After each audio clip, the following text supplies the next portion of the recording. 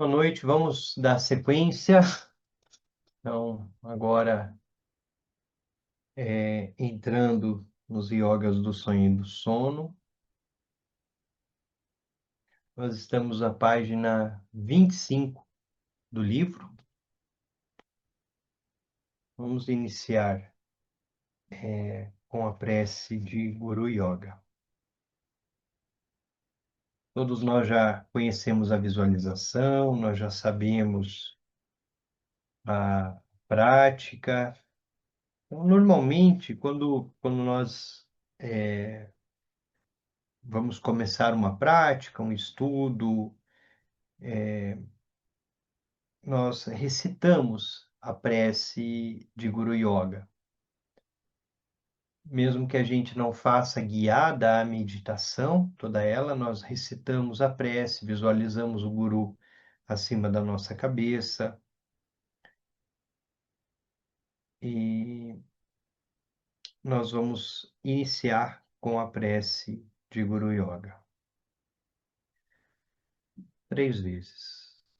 Da coroa da minha cabeça ao palácio da grande bem-aventurança, rezo a ti, benevolente lama raiz, ó precioso, conceda-me as bênçãos de reconhecer a minha verdadeira natureza como Buda. Da coroa da minha cabeça ao palácio da grande bem-aventurança, rezo a ti, benevolente lama raiz, ó precioso, conceda-me as bênçãos de reconhecer a minha verdadeira natureza como Buda. Da coroa da minha cabeça ao palácio da grande bem-aventurança, rezo a ti, benevolente lama raiz, ó precioso, conceda-me as bênçãos de reconhecer a minha verdadeira natureza como Buda.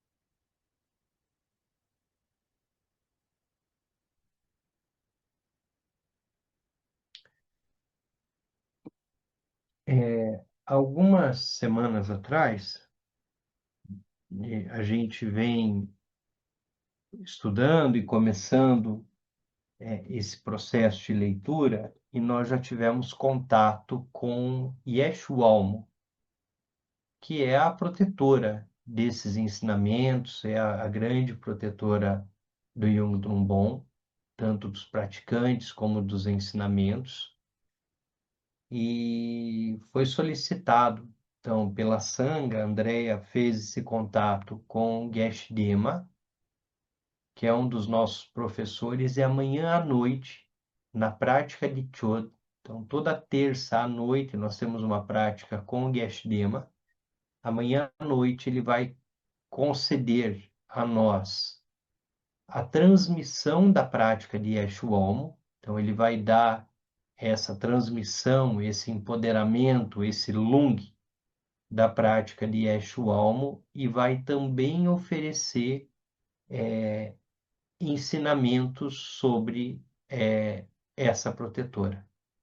Então, quem tiver a oportunidade amanhã de participar da prática de Chod, para receber a transmissão de Yeshuomo, receber as bênçãos do Geshe Dema, para que nós possamos praticar a divindade, praticar a deidade dentro da linhagem, dentro de uma linhagem de transmissão ininterrupta, é uma oportunidade bastante importante, né? E isso vai fazendo com que nós que estamos aí nesse caminho de prática dos yogas do sonho e do sono, se conecte, com que a gente se conecte a uma protetora, que a gente receba a transmissão e os ensinamentos para praticar. Dentro dos yogas do sonho e do sono, a prática de protetores é extremamente importante. Então, receber a transmissão nesse estágio dessa protetora é bastante importante para nós e vai consolidando a nossa prática, né? Vai, de alguma forma, trazendo todos os contornos necessários e também formais para que a gente pratique os yogas do sonho e do sono. E na medida em que nós formos praticando, as transmissões virão, naturalmente esses momentos acontecerão, né? Então, se pudermos aproveitar amanhã à noite essa transmissão, será muito auspicioso para a nossa prática individual. Eu vou ler rapidinho os agradecimentos na página 25 e aí a gente entra propriamente no livro por meio da introdução e vai fazendo todo o percurso dele. Quero agradecer às pessoas que foram fundamentais para que esse livro fosse publicado pela primeira vez. Antes de mais nada, e mais importante, Mark Dalby, meu aluno e grande amigo, com quem gostei muito de trabalhar. Passamos muitas horas discutindo diferentes assuntos nos cafés de Berkeley. Sem ele, esse livro não teria sido possível. Além disso, Steven de Goldman, um colega e amigo, aprimorou o manuscrito através de inúmeras boas sugestões. A Sue, Chris Becker fizeram sugestões da edição e uma versão inicial do livro. Sue e Laura contribuíram lendo uma versão posterior do texto, oferecendo sugestões. Christine, da Snow Lion Publications, trouxe sua grande habilidade como editora experiente para o texto e o transformou em um livro muito melhor. As fotografias das posturas de meditação e do Yogas dos Sonhos, na primeira edição, foram tiradas por Antônio Riestra e Luz Vergara foi a modelo. As ilustrações dos chakras foram criados por Mônica Ortega. Também quero agradecer a todos aqueles que não me nominei, mas que ajudaram de muitas maneiras diferentes. Quanto à segunda edição, agradeço a Mark Dalby, que foi novamente o editor, agradeço a Laura, que leu o manuscrito e ofereceu sugestões bastante úteis, a Kurt, por corrigir as transliterações no glossário e melhorar e esclarecer os verbetes. A Shambhala Publications, particularmente Nico Odisseus, por sugerir a nova edição. Trucker, por gerenciar o projeto, e Karen, por melhorar quase todas as páginas enquanto revisava o manuscrito.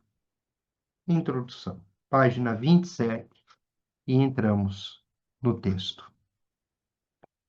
Nós passamos um terço de nossas vidas dormindo. Esse é o nó central da nossa prática. A prática dos yogas do sonho e a prática dos yogas do sono, ele considera basicamente esse terço de vida, 8 horas por dia, que nós destinamos para o dormir e para o descansar. Nesse mundo pós-moderno, esse mundo agitado em que nós vivemos, nós muitas vezes dizemos que nós não temos tempo para praticar, nós não temos tempo para meditar, nós não temos tempo, horário para a nossa prática espiritual. Seja como for, um terço de nossas vidas nós passaremos dormindo, queiramos ou não. Podemos até dormir menos que um terço, podemos dormir um pouco menos que isso, um pouco mais. Seja como for, esse tempo pode ser extremamente útil para a nossa prática. Esse tempo em que todos os dias nós deitamos e relaxamos e apagamos, pode ser essencial em nosso caminho. Não importa o que façamos, o quão virtuosas ou não virtuosas sejam nossas atividades, se somos assassinos ou santos, monges ou libertinos, todos os dias terminam da mesma forma.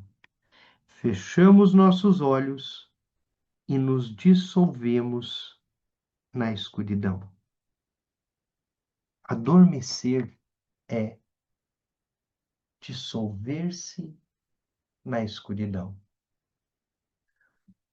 Quando o sono vem, lentamente já não estamos ouvindo tudo o que está acontecendo ao nosso redor, já não estamos vendo as manifestações, as luzes, e nossa consciência vai lentamente desaparecendo.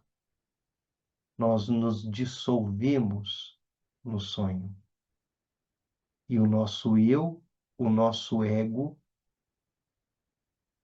que está em alerta o tempo todo no estado de vigília, que tudo observa o tempo todo, de repente ele está ali, frágil, sem reações, absorvido pelo sono, absorvido pelo sonho.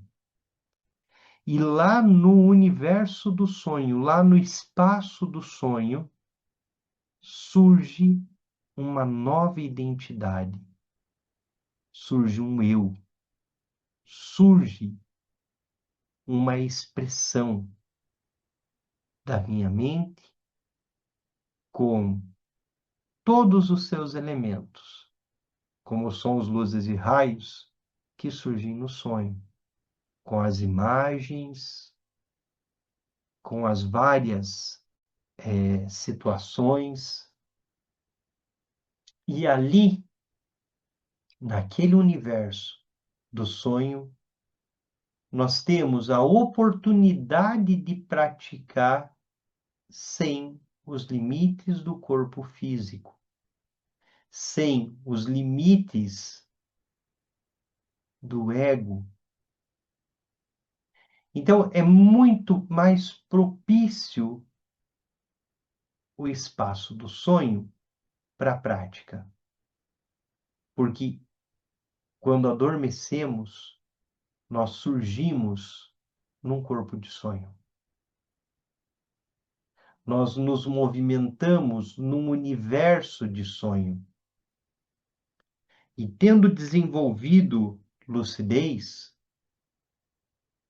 nós somos capazes de viver todos aqueles fenômenos de forma consciente. Assim como aqui nós estamos conscientes que esse é um estado de vigília e que nós estamos acordados. Será que estamos? Mas que nós estamos acordados. E nesse estado de vigília, nós temos algum controle sobre nós. No estado do sonho, quando lúcidos, quando lúcidas, nós temos total controle sobre todas as experiências. E lá nós somos capazes de reconhecer tudo como projeção. Tudo como algo que nós estamos projetando, que nós estamos trazendo, que nós estamos fazendo brilhar. Tudo como emanação de nossa própria mente. No estado de vigília, nós temos dificuldade de entender isso, que tudo é projeção, que tudo é projeção da nossa mente. Nós temos dificuldade, porque nós estamos numa vida relativa, né? Nós estamos convivendo com muitas pessoas, fazendo muitas coisas. Então, nós temos um pouco de dificuldade de entender que tudo aquilo que nós estamos fazendo aqui é uma projeção de nossa mente. Por outro lado, no sonho, quando estamos lúcidos, quando estamos lúcidas, nós sabemos que aquilo é um sonho. Nós sabemos que tudo que está surgindo ali é a nossa mente. Que tudo que está surgindo ali é a energia da nossa mente, que surge com as imagens, com as visões, com os sons, com as cores, com as luzes. Então, no sonho, tudo é a nossa mente. O nosso corpo é um corpo de sonho. O que nós vemos é a nossa mente. O que nós procuramos é a nossa mente. O que nós encontramos é a nossa mente.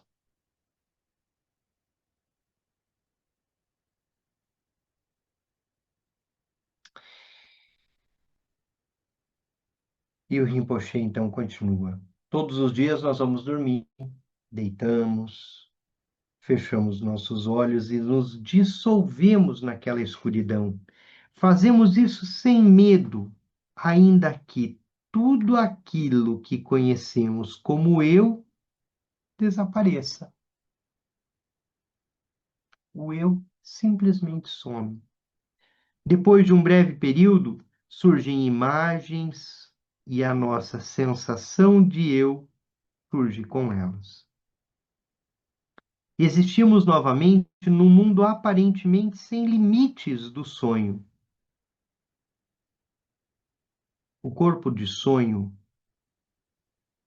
que é o mesmo corpo que se manifesta no bardo, logo após a morte, o corpo do bardo é semelhante ao corpo do sonho.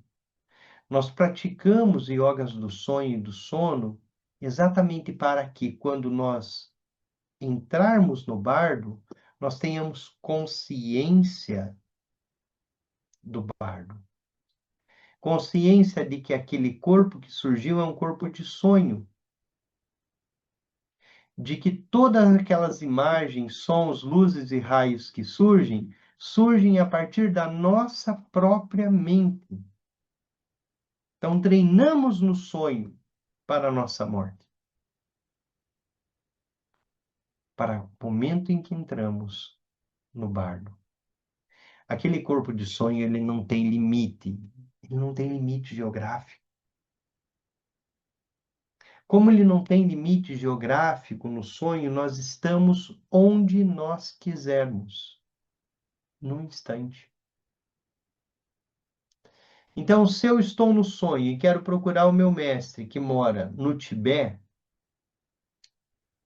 instantaneamente estamos no Tibete. Instantaneamente estamos em qualquer lugar. Se porque isso também nos estudos do bardo são chamados de poderes paranormais do bardo. E são os poderes paranormais do sonho. São fora do normal. Então, se nós entramos no sonho, estamos sonhando que tem uma pessoa lá e nós queremos saber o que aquela pessoa está pensando, nós conseguimos ler a mente daquele ser que surgiu no sonho. Porque não há limite geográfico, não há limite físico. Num instante, nós conseguimos, no sonho, visitar um planeta, visitar o Sol. Não nos queimamos. E se sentimos calor no sonho e desenvolvemos consciência, nós sabemos que aquele calor é uma criação da nossa mente. E todas aquelas imagens que surgem são criação da nossa mente.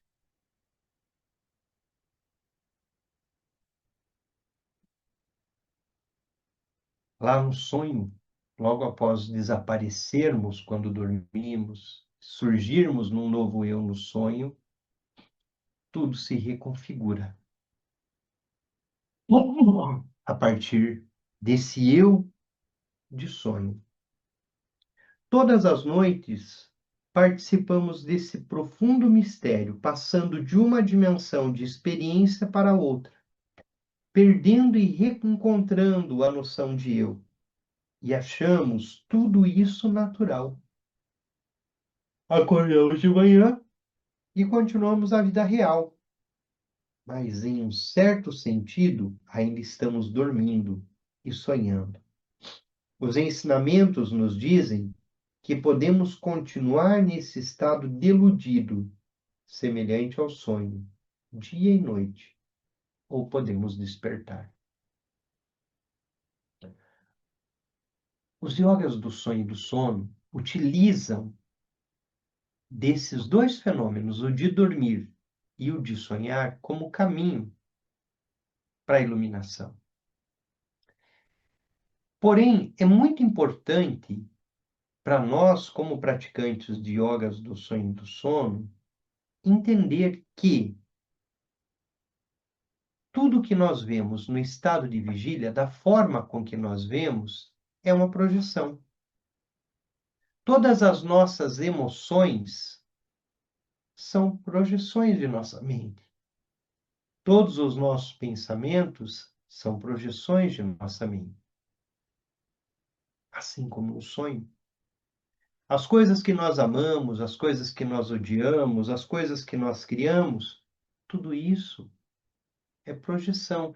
É a nossa mente projetando e criando um mundo todo aqui no estado de vigília.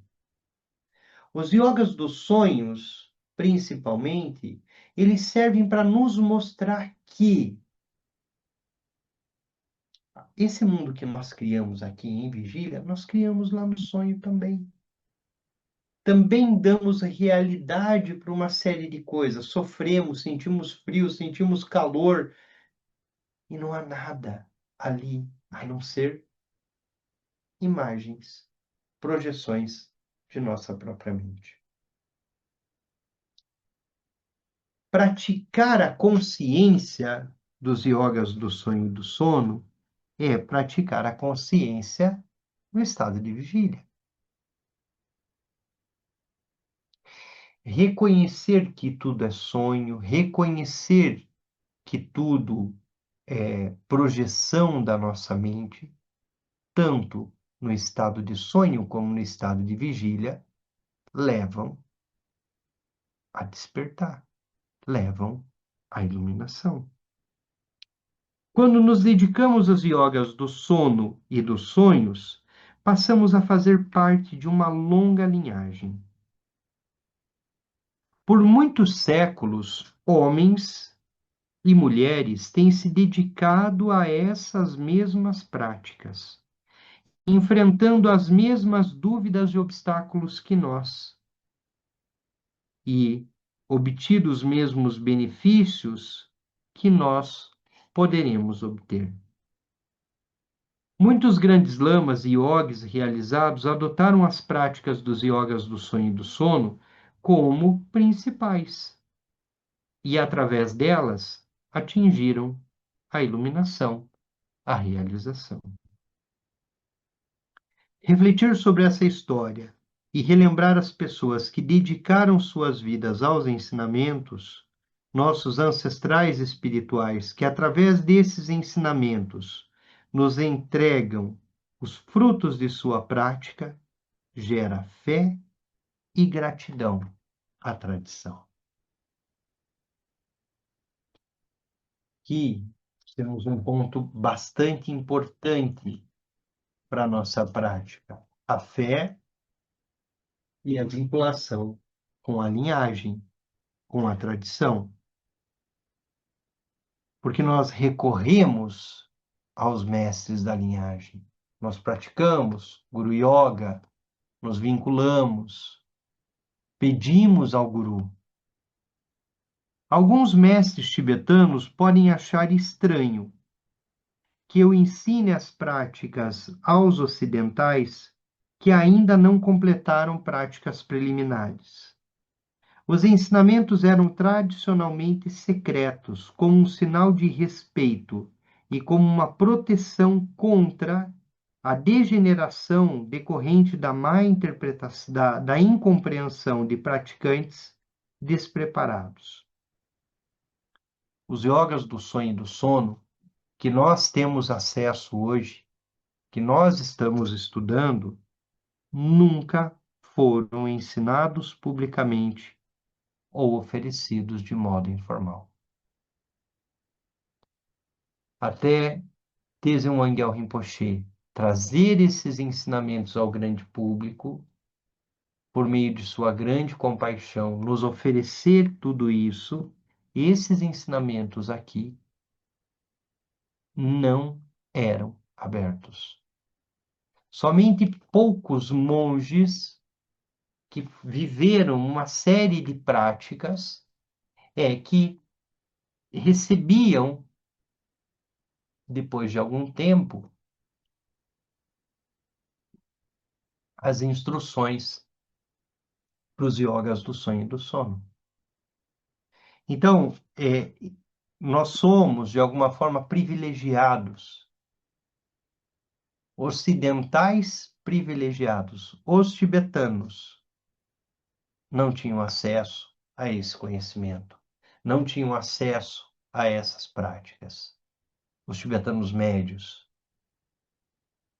né? Somente os mais avançados que em algum determinado momento de sua formação recebiam os ensinamentos dos yogas do sonho e do sono.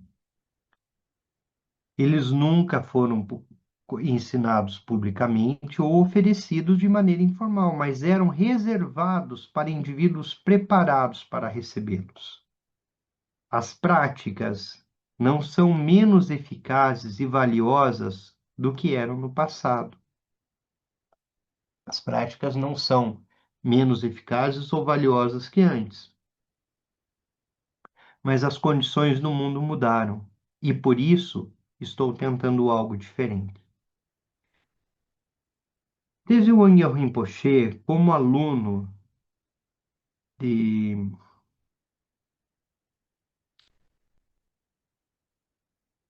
gente, fugiu um nome.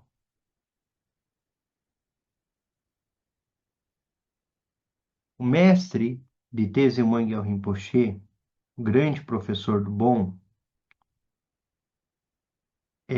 vai incentivar que ele ensine os ocidentais a partir, abrindo esses ensinamentos secretos. Então, Tenzin Wangyal Rinpoche, ele vai, de alguma forma, seguir essa instrução. E ele o faz com grande compaixão. E por que ele vai fazer isso? Porque o Rinpoche é a primeira geração que vai se formar no exílio, depois que a invasão chinesa acontece no Tibete, eles vão se refugiar na Índia e vão receber muitos ensinamentos ali em um grupo fechado. E chega um momento em que se chega à consciência de que se não abrisse esses ensinamentos, se esses ensinamentos não fossem oferecidos, toda a linhagem e toda a tradição poderia acabar. Então, ao mesmo tempo que nós somos beneficiados pela abertura desses ensinamentos, essa abertura dos ensinamentos também tem uma função da sequência para a linhagem. Quando os mestres vêm para o Ocidente, os ocidentais não têm nada a ver com os tibetanos, que tinham uma perspectiva mais monástica, que viviam ao redor dos mosteiros, que tinham uma grande devoção e que faziam todas as práticas preliminares que eram exigidas dentro de um tempo para que pudessem receber os ensinamentos. E os mestres vão percebendo que nós, ocidentais, temos muita dificuldade com isso. Que poucos conseguem se engajar numa prática preliminar mais longa, que poucos conseguem assumir, por exemplo, uma prática do Nundro, uma prática de fundamento. Então, esses ensinamentos, eles foram abertos antes. Qual era o risco que se observava e que os mestres tinham no Tibete como um risco para esse ensinamento? Um ensinamento secreto, tão profundo, oferecê-lo de modo informal, oferecê-lo de modo preliminar, algo que era tão profundo, tão complexo de alguma forma e tão simples, produziria algum tipo de karma negativo, tanto para o mestre, que ensinava antes do tempo, como também para o aluno, que ainda não tendo desenvolvido a visão, não saberia como se relacionar com tudo aquilo que surge, podendo gerar para o aluno um karma negativo. Então, esses ensinamentos, eles eram restritos até mesmo para que os alunos não gerassem karma negativo em relação a esses conteúdos, em relação a essas práticas e esses ensinamentos. O professor do Rinpoche, Loponte Zinnadak, né, que grande mestre que entrou no Paranirvana no ano passado, professor dos professores. Então, ele é que vai incentivar seus alunos, e entre eles Tenzin Wangyal Rinpoche, a abrir esses ensinamentos como sementes que são lançadas, para que elas possam nascer, florescer e frutificar onde elas chegassem. Então, ele diz: estou aqui tentando algo diferente. Estou aqui tentando trazer para nós, para vocês ocidentais, uma outra perspectiva.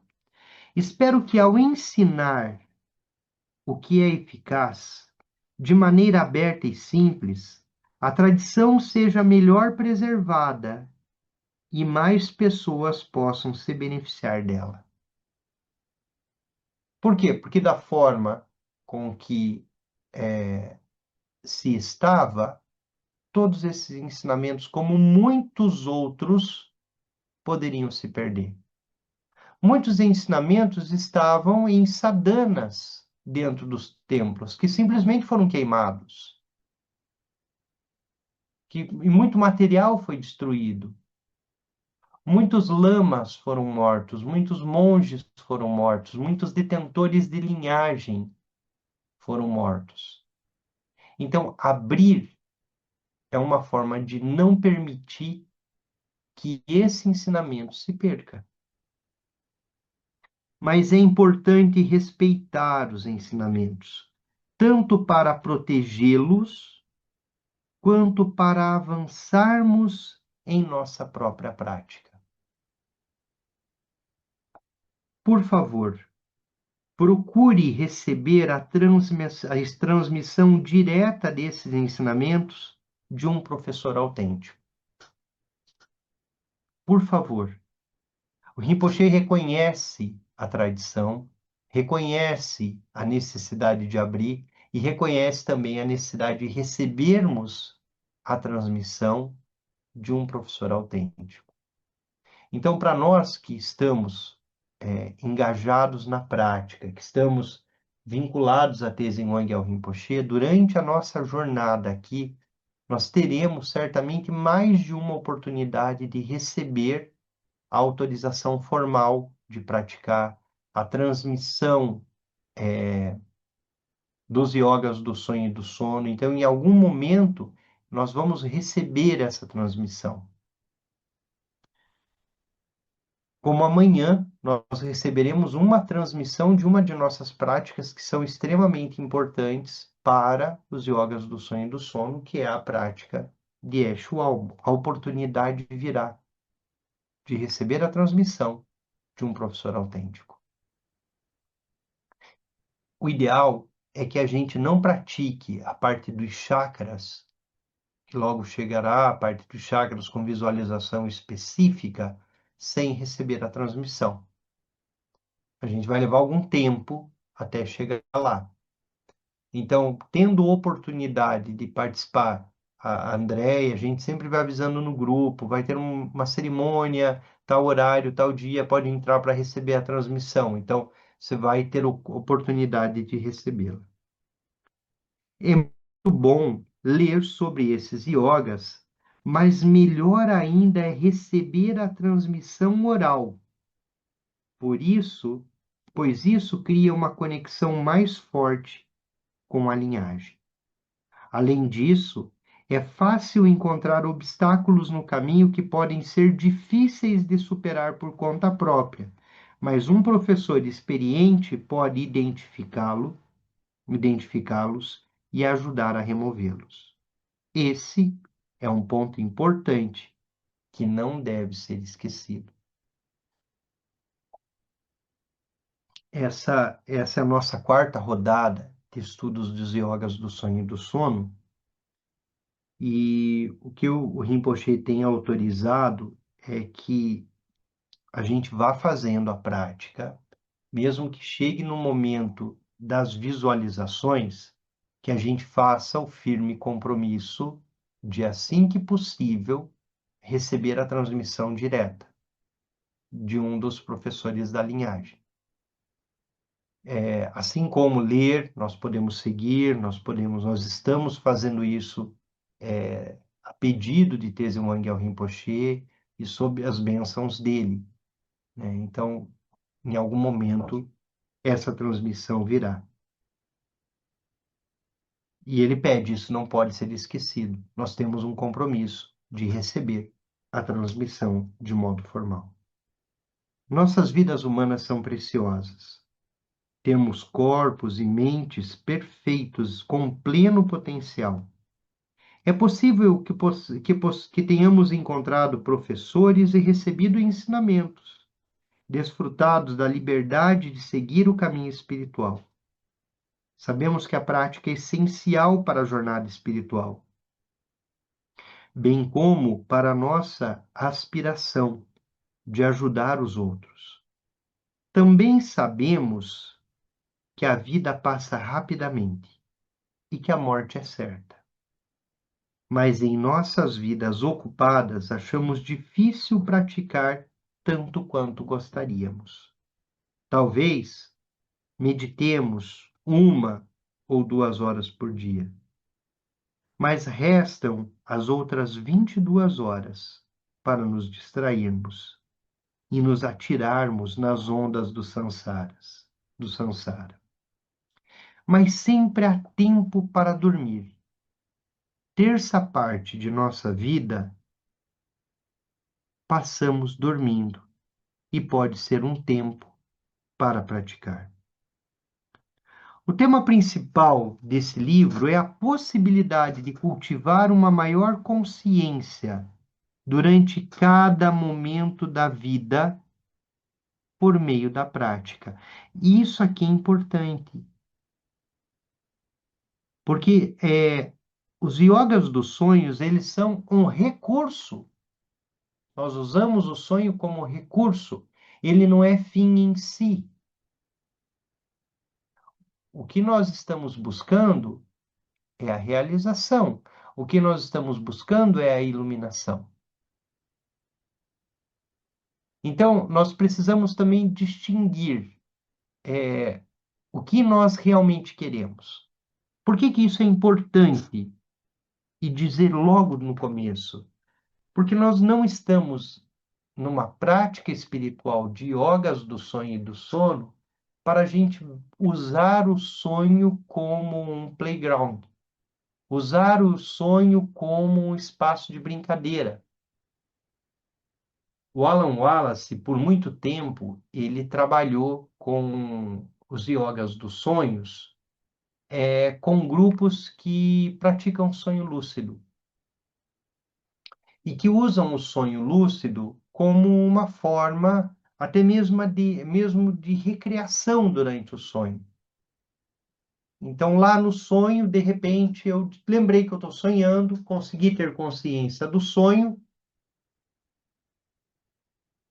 e aí eu vou usar o tempo do sonho para voar, para passear, para namorar, para fazer as coisas que eu gostaria de fazer durante o estado de vigília e não posso, para no sonho viver todos aqueles desejos mais intensos. E aqui há um ponto importante. Os yogas dos sonhos passam pelo sonho lúcido, passam pela manipulação do sonho, mas ele não tem como objetivo a manipulação do sonho. Ele não tem como objetivo último a utilização do sonho para gerar no contexto do sonho um novo samsara. Nós estamos buscando uma porta de saída e corremos o risco de usar os yogas do sonho como uma porta de entrada para o samsara. Aí chegamos lá, estamos lúcidos, bacana. Então vamos ficar brincando com o sonho, vamos ficar dando vazão para todos aqueles desejos, tudo aquilo que gostaríamos de ter, gostaríamos de possuir, gostaríamos de fazer. Há um momento na prática em que nós passamos por isso, mas não é esse o nosso objetivo. O nosso objetivo, e tem uma pergunta do Alain na prática anterior, no Maravilhas da Mente Natural, que era sobre o que fazer ou como fazer. E aqui nos yogas do sonho e do sono é muito mais sobre que projeção é essa que estamos projetando, de onde ela surge. Nós não estamos focados naquilo que aparece ou aquilo que surge. Não é esse o nosso interesse nos yogas dos sonhos. O nosso interesse está no olho que vê tudo que surge, na natureza pura da mente, na base que é vazia e sem raiz. O que nós queremos com yogas do sonho e do sono é alcançar um estado de iluminação, um estado de realização. Então, realizar yogas dos sonhos não é necessariamente ter sonho lúcido. Passa por ter sonho lúcido. Mas realizar yogas do sonho e yogas do sono é fazer a experiência direta da clara luz. Fazendo isso, a liberdade e a flexibilidade aumentam continuamente, pois somos menos governados pelas preocupações e pelas distrações habituais. Qual é a função da lucidez no sonho? Flexibilizar a mente. Desenvolver uma mente não rígida. Desenvolver uma mente flexível. Uma mente que é capaz de amar tudo aquilo que os olhos tocam. Basicamente, é desenvolver uma mente que ama com os olhos.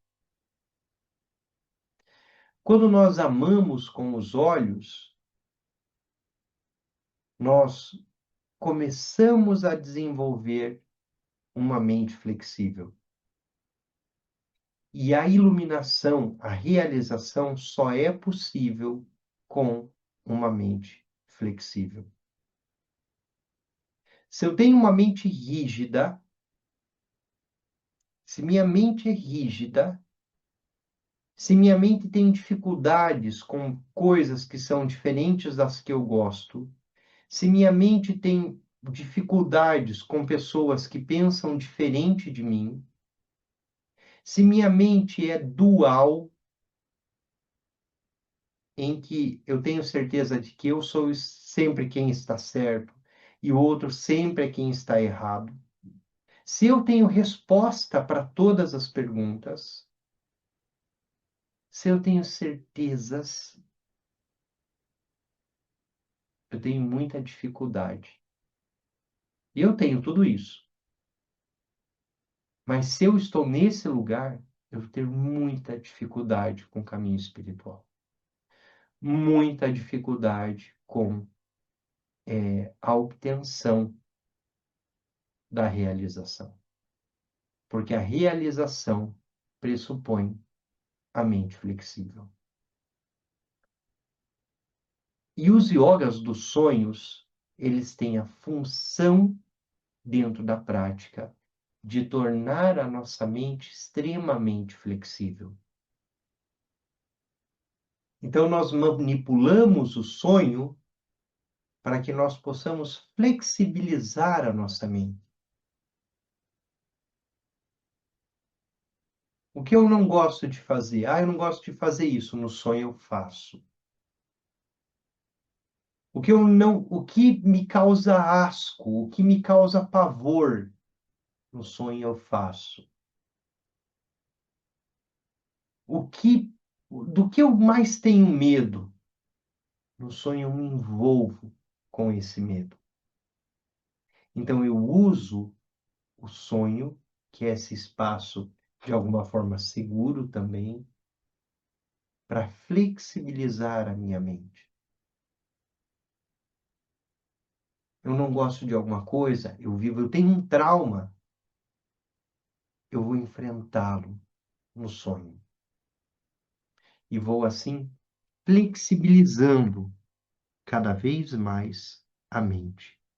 Fazendo isso, a liberdade, não há medo.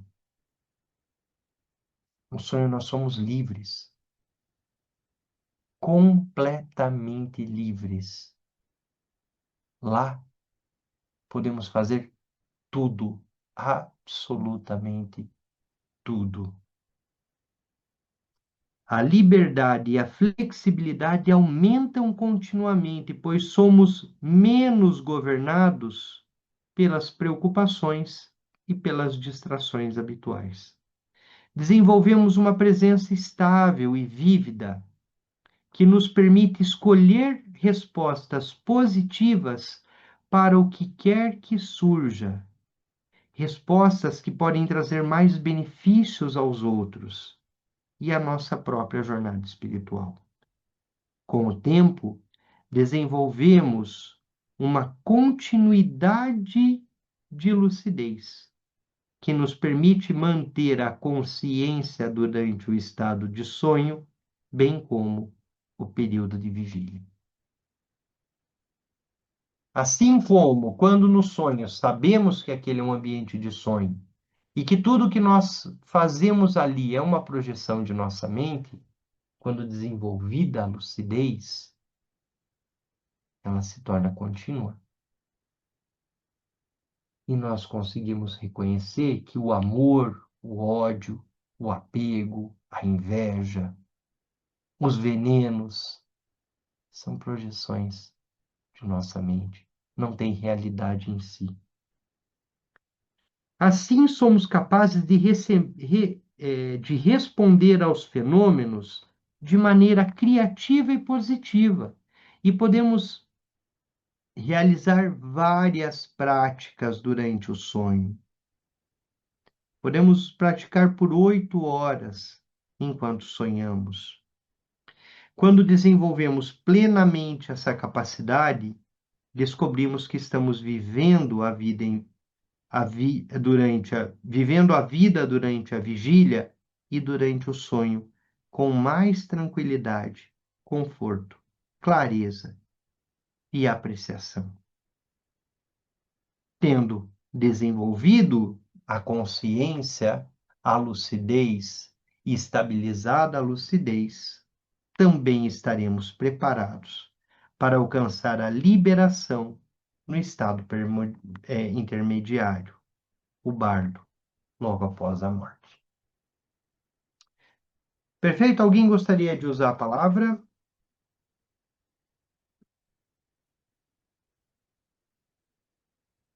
Alguém tiver alguma questão ali? Estou aqui descobrindo como é que eu abro o microfone da Oli.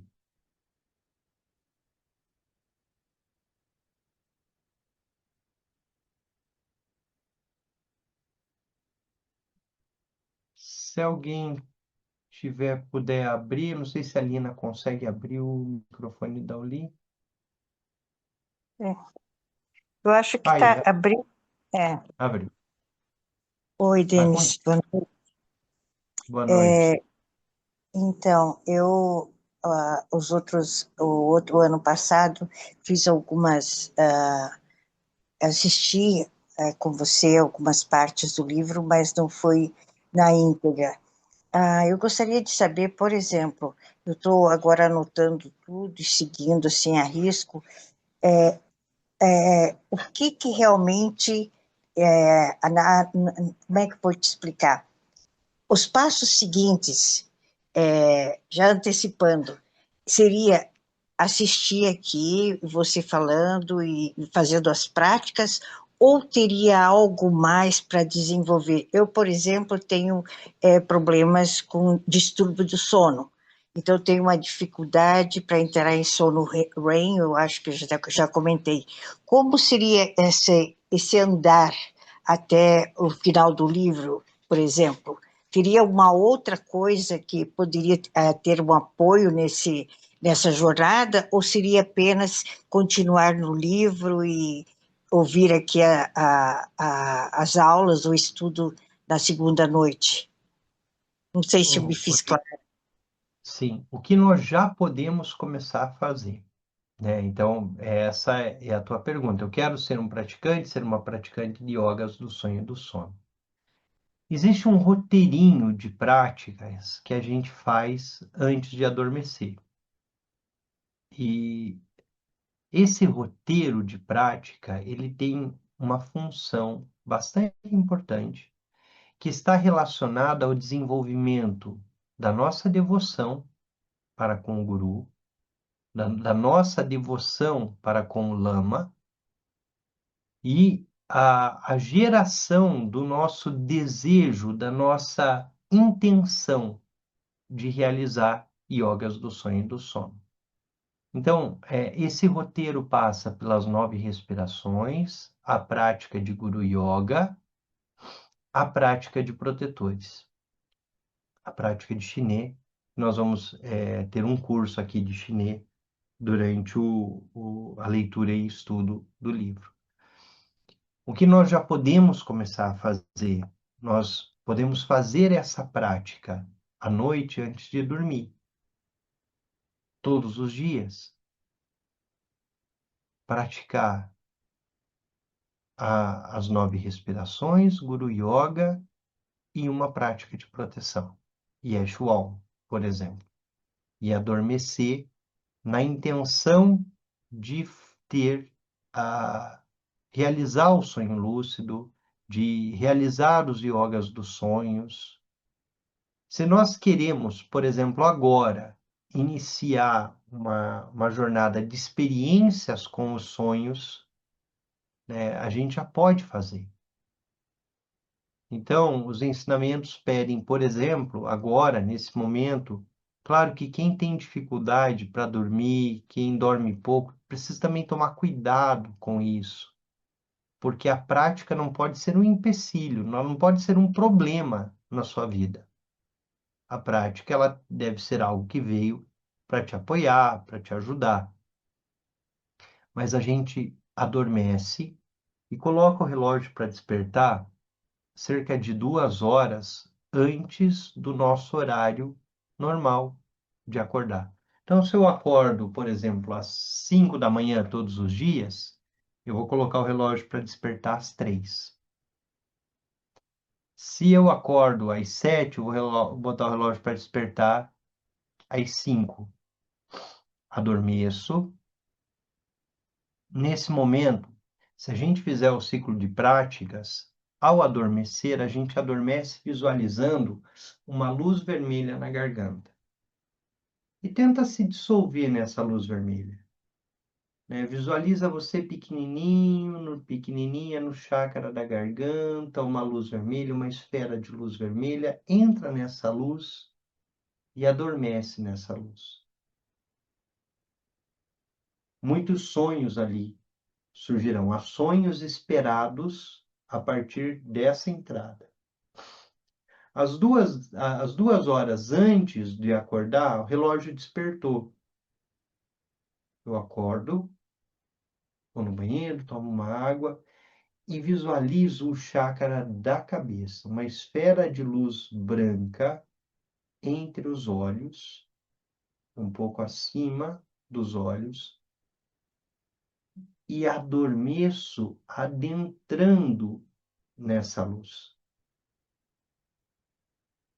E vou imaginando que essa luz está vindo, que eu estou adentrando nela e que eu vou adormecer nessa experiência da luz branca. Então, me solto nela. Dizem que a qualidade do sonho lúcido, onde é mais fácil de ter as experiências, é nesse período da manhã, nessas 2 horas antes do despertar. Então, por isso, nós fazemos esse movimento. Tenzin Wangyal Rinpoche tem pedido que a gente durma mais, durma o máximo possível. Então, você pode fazer a experiência de despertar 2 horas antes, mas isso não pode atrapalhar o seu sono, isso não pode atrapalhar a sua vida diária.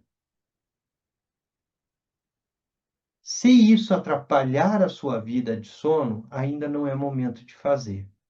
Mas faz a primeira experiência. Se você pegar no sono logo em seguida, tá tudo bem. Isso só não pode te atrapalhar, efetivamente, não pode ser um problema. Mas essas seriam práticas preliminares, assim, para a gente começar. A gente vai ver muita coisa no decorrer do estudo, no decorrer desses encontros e bate-papo e estudo da segunda-feira à noite. Mas o que nós já podemos fazer da prática, 9 respirações, Guru Yoga, proteção. Dormimos, visualizando o chácara da garganta. 2 horinhas antes de acordar, boto o relógio para despertar, acordei, já durmo de volta, visualizando o chácara da testa, o chácara da cabeça. Alguns ensinamentos pedem que a gente vire os olhos, né? Mantenha os olhos voltados para cima, como se nós estivéssemos olhando diretamente para o chácara da cabeça, e ali nós adormecemos. Perfeito ali?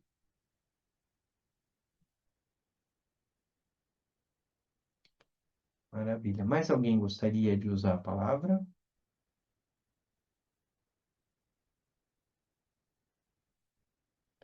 Bom, então, nós vamos seguindo. Nós paramos ali na página 29, na palavra ali onde ele fala após a morte. E semana que vem nós nos reencontramos e seguimos com o estudo. Vamos fazer a dedicação.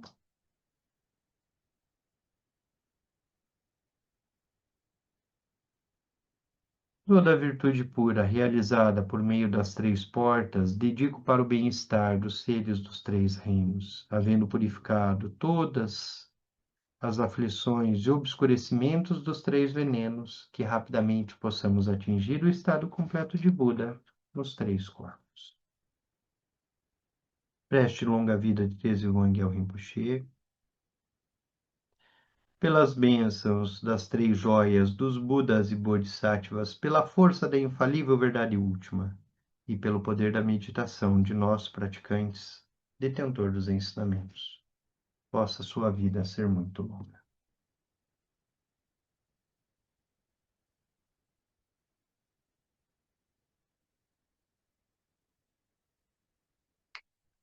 Boa noite, muito obrigado, boas práticas.